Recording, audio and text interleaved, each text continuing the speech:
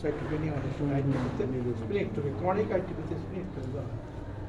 এটা কিন্তু তাহলে এটা কিন্তু একটা রিকোয়েস্টেশন হচ্ছে। আর ওখানে অ্যান্টিবডিও তৈরি হয়, এই জন্য এই অ্যান্টিবডি প্রাকলিট এগেনস্ট অ্যান্টিবডি তৈরি হয়, এটাও তৈরি হয়েছে। এই জন্য কিন্তু স্প্রিন কেটে ফেলে দিলে এটা সব নর্মাল হয়েছে, কেন ওর মধ্যে ব্লাড আবার সব কিছু স্বাভাবিক হয়ে যায়। This is হাইপারস্প্লেনিজম। আর এটার সাথে আবার যদি বলি অ্যাপ্লাস্টিক অ্যানিমিয়া, এইগুলো প্যানসাইটোপেনিয়া হয়, কিন্তু অ্যাপ্লাস্টিক অ্যানিমিয়া কি আর গেলে নো অর্গান হয়ে গেলে অ্যানিমিয়া হবে। ওখানে অ্যানিমিয়া হচ্ছে হাইপারস্প্লেনিজম, প্যানসাইটোপেনিয়া মানে অ্যানিমিয়া হবে, সব কমে যাচ্ছে। এখানে কিন্তু অ্যাপ্লাস্টিক অ্যানিমিয়াতে বোন মেরো আর মানে প্রোডাকশন পারে না, এই জন্য অ্যানিমিয়া হবে। তারপরে অ্যানিমিয়া আর ফিভার হবে। ফিভার কেন হয়? টোটাল মানে এটা নিউট্রোপেনিয়া তোমরা নিউট্রোফিল কমে যাচ্ছে, নিউট্রোফিল কাউন্ট কমে যাবে, নিউট্রোপেনিয়া এর জন্য জ্বর হয়। আর অ্যানিমিয়া আরবিসি আর প্লাটলেট কমে যাবে, সব কমে যাচ্ছে। প্যানসাইটোপেনিয়া তো ব্লিডিং হবে, কিন্তু নো অর্গানোমেগালি। অ্যাপ্লাস্টিক অ্যানিমিয়াতে এটা যদি একটা অ্যাপ্লাস্টিক অ্যানিমিয়া রোগী থাকে এখানে, আমরা দেখবো যে অ্যানিমিয়া বেশ সব জায়গায় অ্যানিমিয়া কোথায় কোথায় দেখা হয়, তোমার তো বলছি।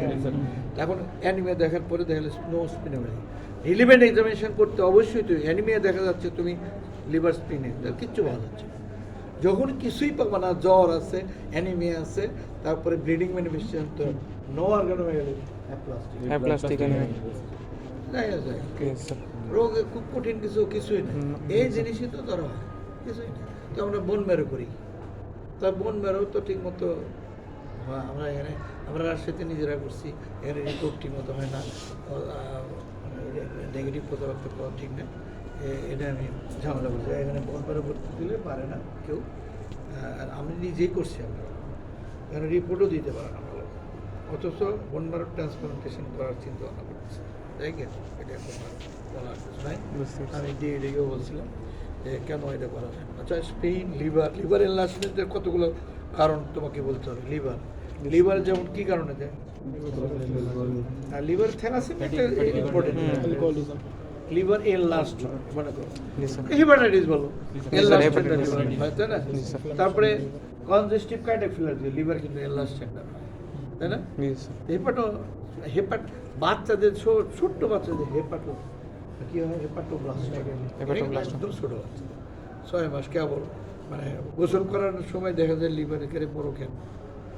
আমি আমার সাথে পড়তো, ও এমডি নিউরোমেডিসিন, ওর বাচ্চা আমাকে বলে সকালবেলা বিকালে রিং দিয়ে বললো যে রবি ভাই, আমি তো তখন ডিসিএস করা এমডি করতেছিলাম, এটা আমার বাচ্চা এরকম অরওয়াইবোটা, আমার বাচ্চার হেপাটাইটিস দেখে স্পিন লিভার বড়। আমি যা দেখলাম বলে আল্ট্রাসাউন্ড করো, আল্ট্রাসাউন্ড করতে হেপাটোব্লাস্ট। তারপরে যে জাফর পেডিক সার্জন, এখন ডিজি এই যে মহাপরিচালক আসছিলেন কয়েকদিন আগে, আসছিল না আবু জাফর, এখন ডিজি। আমি তার সাথে আমার ভালো আগে থেকে পরিচয় ছিল, তখন রাজশাহী মেডিকেল অ্যাসিস্ট্যান্ট প্রসেস। তো সে অপারেশন করে যে ঢাকায় চলে গেছে, বাচ্চা বাগার শেষ। পরে বাচ্চা খারাপ হয়ে যায়, খাবার ঢাকা নেওয়ার পথে বাচ্চা খারাপ। আমার ইতিহাস খুবই খারাপ। আমি গল্পটা করলাম হেপাটোব্লাস্টোমা, কিন্তু এই ওর কিন্তু হেপাটোব্লাস্টোমা হবে না, বাচ্চা। এখন ওদের হেপাটোমা এগুলো হতে পারে, লিভার অ্যাবসেস হতে পারে না। আচ্ছা, আরেকটা যে এমফাইসেমা যদি হয়, অথবা যদি free fluid gas under the diaphragm, তাহলে নিচের দিকে নেমে আসতে পারে।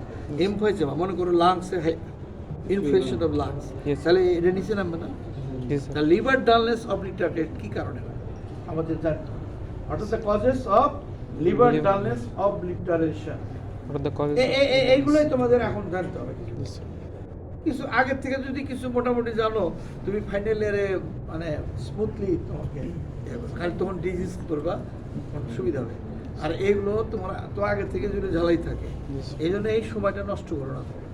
থার্ড ইয়ারে ভালো শিখলে আমাদের ছেলেমেয়েগুলো খুবই খারাপ, কি যে পাস করাই না এগুলো, কিন্তু এইভাবে তো চলতে পারে না, খুবই খারাপ। আমি বলছি সব জায়গায় ওই যে ওর পরীক্ষা দিতে গেছি ওই আমরা ক্লিনিক্যাল সাইডে খুব দুর্বল, তাহলে এটা কিন্তু আরেকটা জিনিস কয়টা বাজে সময় না আছে, সময় আছে বাস।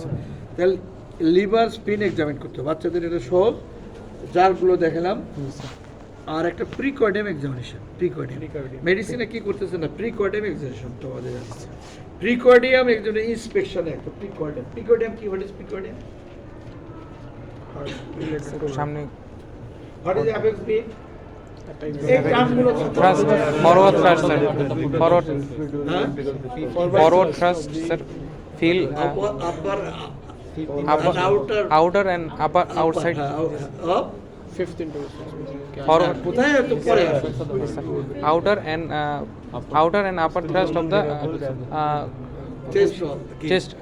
হ্যাঁ, ভালো করে বসে, ভালো ঠিক আছে বলছো কিন্তু ভালো, এই জন্য বলার প্র্যাকটিস নিজেদের মধ্যে করতে হবে, তখনই আবার দেখে নিয়ে নিতে হবে, দেখে ভালো, ঠিক আছে, বুঝতে পারছো? অ্যাপেক্স বিট কাকে বলে জানতে হবে, আর প্রিকর্ডিয়াম কাকে বলে? দি chest wall just over the, আমি শুধু over the heart over the heart, হার্টের উপর যে চেস্ট ওয়ালটা আছে, Please. দিস ইজ frequency না sir, the chest wall or chest wall The chest. over the heart heart. is called the precordium. এটা প্রিকর্ডিয়াম। এখন প্রিকর্ডিয়াম এক্সামিনেশন করলে প্রথমে আমি দেখবো কি, ধরো আমারই প্রিকর্ডিয়াম, তা কি হবে, আমি ইন্সপেকশনে কি দেখবো, বাল্ব আছে কি, প্রিকর্ডিয়াম বাল্ব আছে, This precordium তাই না? bulb, তারপরে ভিজিবল অ্যাপেক্স বিট আছে কি, apex bit. ওর হাইপার ডাইনামিক থাকে অনেক সময়।